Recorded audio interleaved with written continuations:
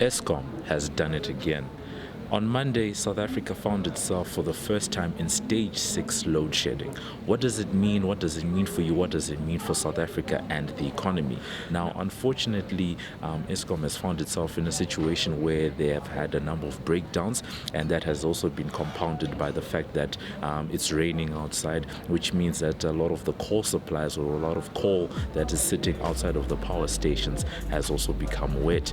Now, with each progressive stage of load shedding, South Africa will be balancing out by taking out 1,000 megawatts from the national grid. So at stage 1 load shedding, we're taking out 1,000 megawatts, all the way up to stage 6, where you're now taking out 6,000 megawatts. So yesterday, for the first time, when Eskom announced stage 6, they were shedding out 6,000 megawatts. Now, the stages go all the way up to stage 8, and for a long time, municipalities have had their stages and their schedules up to stage 4.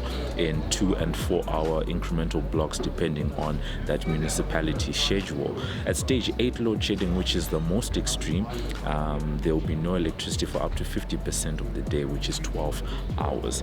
Now, going forward, what does it mean practically on the ground? We've seen for a number of days now that businesses have found it hard to operate because of the power cuts, and then obviously there's the power at our various homes, and then you have a possible appliance damage. Together with all that is the fact that some of the power stations around the country have been blowing up simply because these are power stations that are meant to run 24 hours a day, 7 days a week, 365 days a year, but are now being switched on and off periodically, something that they are not meant to do. So going forward, what should we be looking out for? So some people are warning that we may see that stage 8 coming along, especially if the rain doesn't subside and if some of the breakages don't get fixed. So as South Africans, the best thing that can be done is to just make sure that you are informed, you know your schedule, you know what time the power is going to go out, and you make sure that you act accordingly in terms of switching off and making sure that